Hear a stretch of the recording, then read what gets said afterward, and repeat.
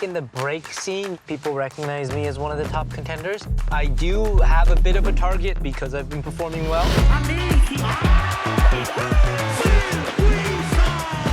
Vancouver hosted the 2010 Winter Olympics. I remember the energy.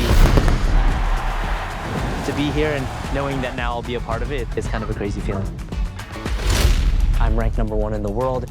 I don't really see myself not being on the podium, and so there is a lot of pressure. I fight for breaking the community because I think we're showing ourselves for the first time on such a big scale, and I want people to fall in love with it the way I did.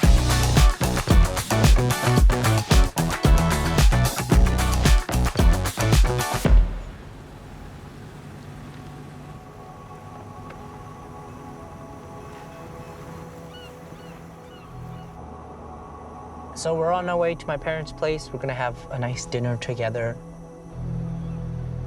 그다음에 지금 방금은 브라질 갔다 와서 엄마 이거 봤어? 나 올린 거? Of course, 봤지. 다 봤어요? 그럼 다 봤지. My parents are a big part of why I want to push myself to go further. You know, it's more than just me now.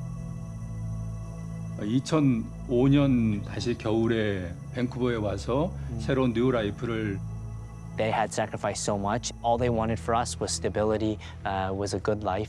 We are traditional Korean family. We want our son going to finish the university. Break dancer, not really in a good future, but he pushed himself, practice and practice. I dealt with a lot of insecurity kind of growing up, but breaking was kind of my place to forget that almost. When you were actually dancing, you didn't think like, oh, I'm good. You just like were in that flow state and just kind of going with it. 근데 나 어렸을 때 엄마 얘기한 거, 너는 그거 뭐 멋있는 거 안 하고 이상한 거만 하는 거 그거 많이 생각해. Like not enough power. My starting line is coming to the studio. And for me, the why has always been because I love to dance. I saw breaking on the streets of Vancouver. The very first crew that I saw, a local crew called the Now or Never crew, you know, they're spinning on their heads, they're doing these crazy flips, they were doing things that I'd never seen before, and it just kind of blew me away. It was a funny coincidence that one of those dancers, Jarek, actually came to my school, my elementary school at the time, and they were teaching us hip-hop choreography. He gave me a card, and I started taking classes, and then I just kind of fell in love with it. What I really remembered about him, we taught him the basic step. It was called the 3-step. And out of all the kids, he had the most creative way of doing it. Right away, you can tell there was like something special about him.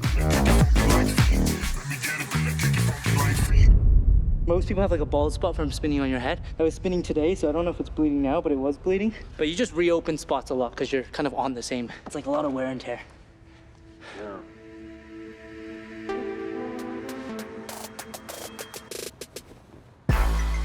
This is the infamous Robson Square where Vancouver hip-hop dance culture pretty much started.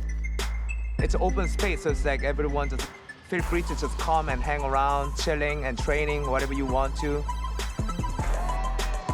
Not just breaking, hip-hop, popping. I think I remember Colin specifically. You were the power head, so I saw the power, and I was like, It was only white guys. Robson Square is like what I consider kind of my second home for the longest time. I would come back from school, do my homework, whatever, and then I would go there from like maybe 9 p.m. to like 11 or 12 p.m. It definitely played a huge part in my early days.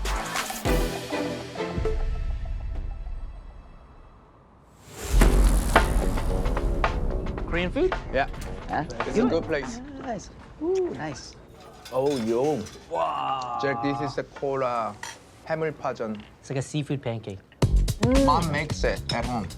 With Jarek and Tayo, with all my friends, it's so important to have people that understand the lifestyle that I live. And that support has meant the world to me. When I teach at the school, it's like breaking is going to be in the Olympics this year, and everybody's like, what? I was in Vegas last week. Yeah. Tons of kids. If you go to Asia, it's insane. The level is so Right. high now. And I think that's like the nice thing about the Olympics is people start pushing. That's it good. raises the level, like the overall level of breaking. Yeah. I feel like I'm all like that.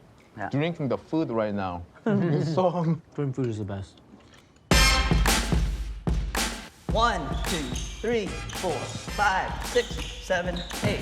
1, 2, When I teach kids, I really teach just the foundation, where you do top rock. Look up, look up, look up. You get down. Nice. Footwork. Good. And then you do your freeze. Everybody should try something different. Add your version of that. It's crazy to think Jarek, he was the one that started me along the path, and he still supports me today. We'd never imagined the breaking is going to be an Olympic sport. Oh, here we go. And now having Phil represent Canada, it's a really big deal. Yo! Nope. Thanks, man. Okay, hips forward, like you're marching into that curve. Leading up to the Paris Olympics, my motto has always been stay ready so you don't have to get ready. All right, we're going single leg deadlift. Breaking is extremely physically demanding. Get that hip coming right through. Working with a trainer has helped me kind of balance out my body. Way better. 4, good, come on. 5. We do a lot of like high intensity interval training, Drive, drive, drive, let's go. and that helps significantly in my stamina. Sit, nice. My objective is to make sure I'm giving him the physical tools that he needs to accomplish the creative, 4, come on. whatever's coming in his head, Give me a little pause right here. and that he's able to just keep training and stay healthy. Good.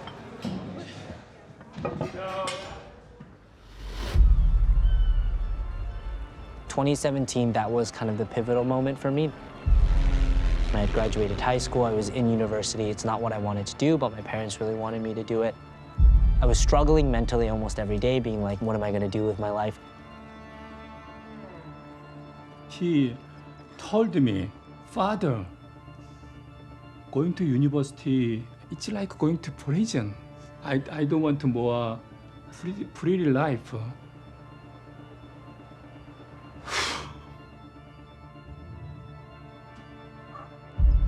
I just liked to dance, and I knew it was such a small percentage that actually make it.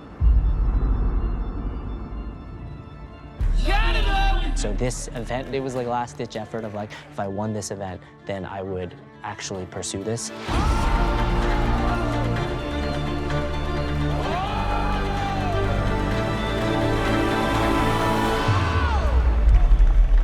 If you think about that, you should be free your life. Taking the trophy home.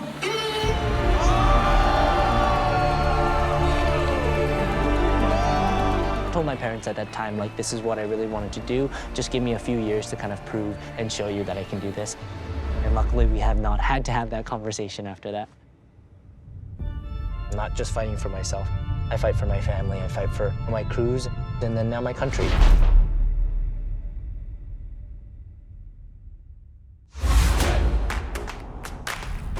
If you a little bit too much stress, you want to do really good. Sometimes changes your performance. Yeah. I think for the Olympics, I want to show something new. To be honest, like, the Olympics was never big for me personally. I was never into sports. Like, I just watched breaking. I'm very fortunate now that this is kind of part of my life. I'm gonna keep going. After the Olympics, the next day, I'm gonna go back to train. The next week, I have another event. I'm doing all of it.